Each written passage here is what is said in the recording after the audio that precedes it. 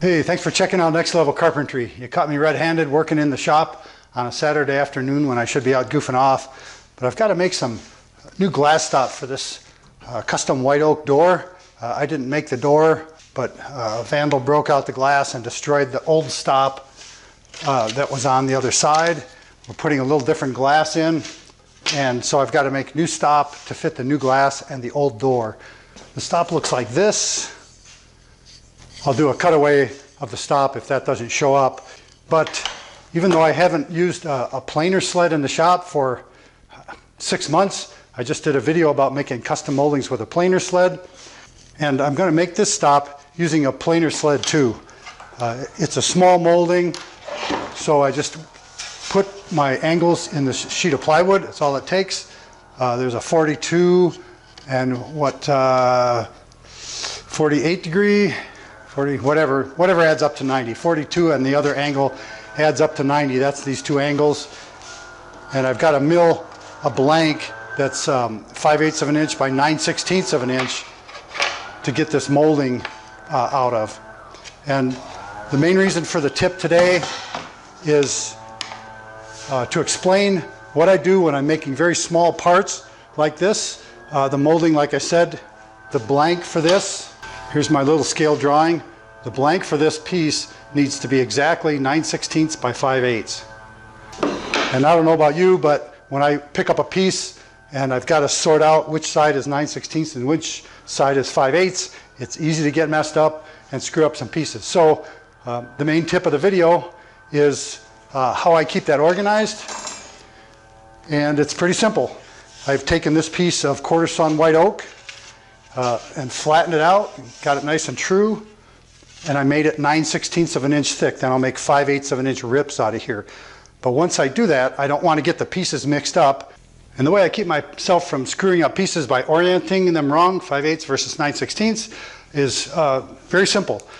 On the end of this piece, it's 9/16 of an inch thick. I've just taken a green Sharpie marker and I'll draw a horizontal line across this. I do that on both ends.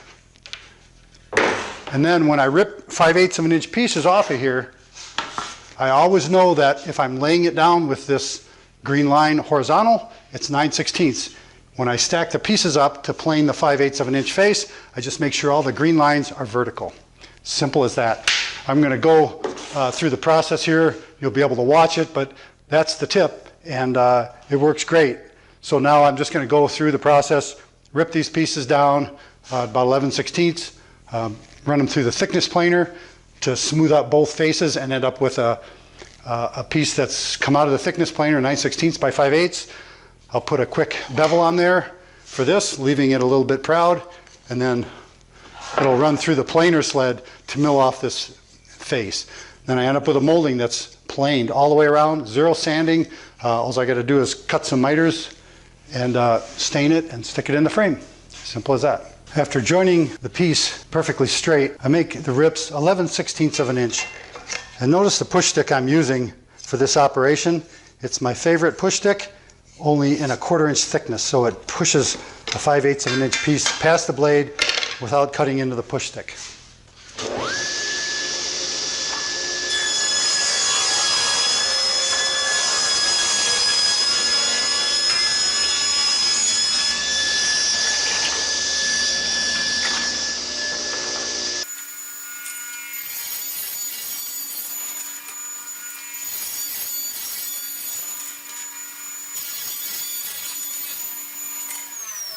So I've got the pieces ripped, and I put the freshly cut side up. And as you can see, I've now got 4 green lines running vertically on the end of each piece. So I know that these are the 2 faces I'm going to plane down. I can take a 32nd of an inch off each face. And I get them all cleaned up and end up at 5/8 of an inch.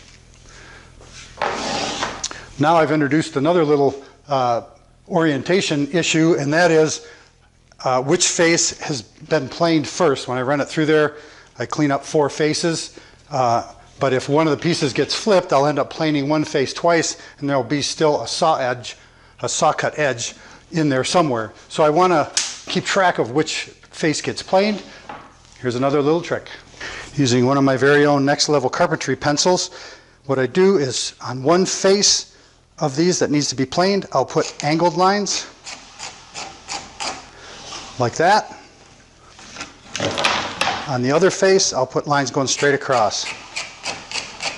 So if these get knocked around or fall on the floor, I can always tell which face is which by orienting diagonal versus straight lines. So once I've run this through, all the diagonal lines are gone. I need to make sure all my straight across lines show up for the second pass, and everything will be wonderful in the world. Well, everybody knows that the DeWalt DW735 thickness planer is a fantastic machine, but it's stinking noisy. So I've just erected a sound barrier here between me and Chip over there planing those pieces. I'll have the dust processor running too, but that's a moot point when that thickness planer is running, because you can't hear a jet aircraft parked in here, much less the world's quietest dust collector. But what you're seeing him do is run the pieces all through, plane off a 30-second on one face to remove the diagonal lines, flip it over, plane off a second face to remove those straight across lines, and end up with those finished pieces.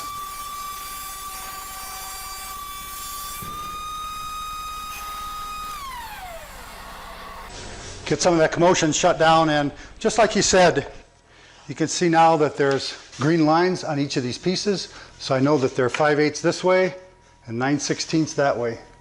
Barely a difference, but it's plain to see the difference for running things through, cutting the bevel, and using the planer sled. All right, it's all you, man. I'm gonna head out. Take care. Well, that was helpful. So now I can run a bevel on a table saw and one pass through the thickness planer to smooth up that beveled face, and those moldings will be ready to cut, fit, and stain. I'll throw in a couple more OCD details here.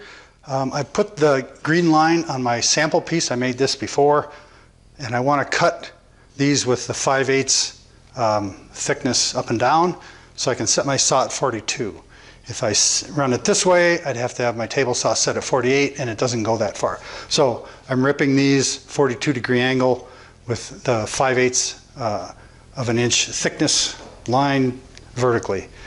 The other thing is with these pieces, I want to get as much quarter sawn flecking as I can on the face of the bevel so that it goes with the door. There's some real nice flecked quarter sawn grain on this side. I want to make sure I get the molding to look like that. And to do that, the growth rings in the wood need to be as perpendicular as I can get them to the face of this piece. So I've set them up that way, like this, and mark everything out. So these are going to cut as perpendicular to those growth rings as I can get them. I hope that all makes sense. I might have to do a cutaway with some close-up video so you can see what I'm talking about. But the saw blade's set up right now for that. I'm putting the cut face away from the fence because I've got a right tilt table saw, not a left tilt. Anyways, I'm getting into the weeds. And I don't need to show most of you this part. All I'm doing is setting up the saw, 42-degree angle, and leaving this beveled face a little bit proud so it can be milled off smooth. I want the teeth to barely come through the thickness of the material, and set the fence to leave about a 1/16 of an inch on there. I'm going to go a little extra just because I'm shooting video and I don't want it to get screwed up. All that means is I might have to run this through the thickness planer twice to get where I want to be. And I've got another one of my favorite push sticks. This one's got some battle scars, so I'm not messing with a new one, but this will slide through the fence right here with just a little nick from the blade set like that. But push sticks are disposable, fingers aren't.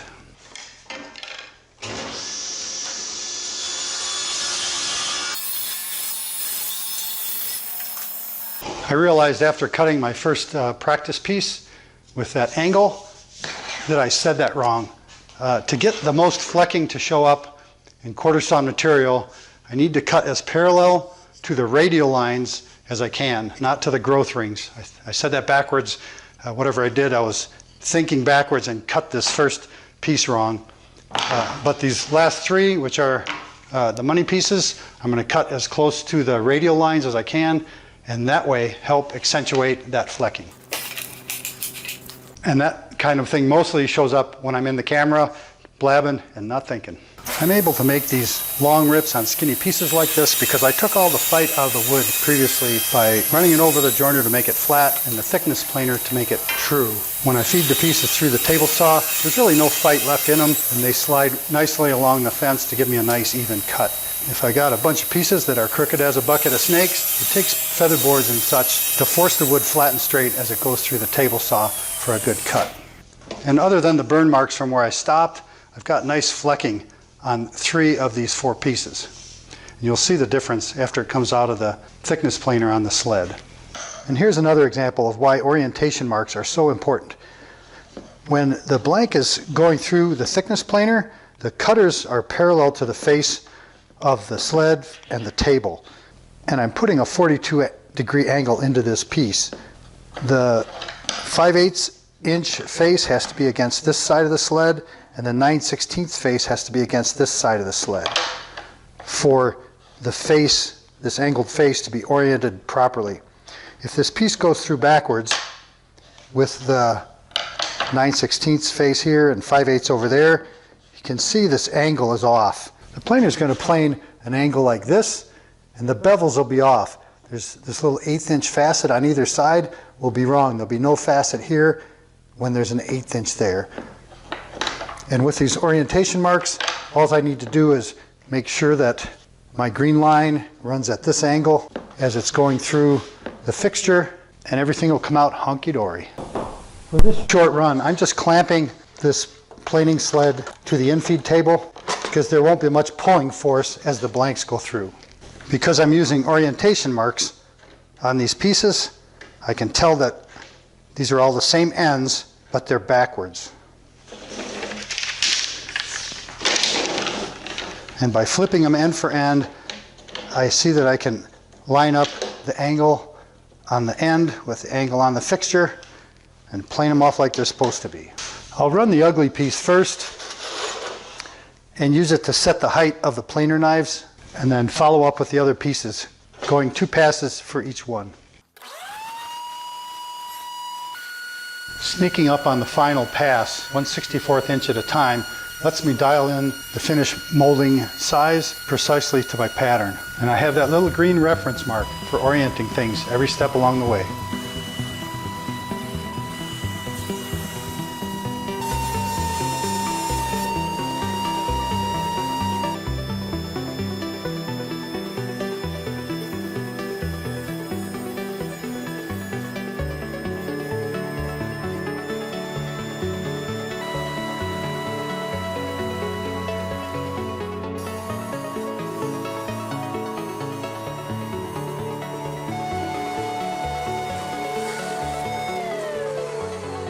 And I've zoomed in on the finished moldings, and it's pretty easy to see the one I have the grain oriented wrong, especially when I spray it with some alcohol to lighten up that grain.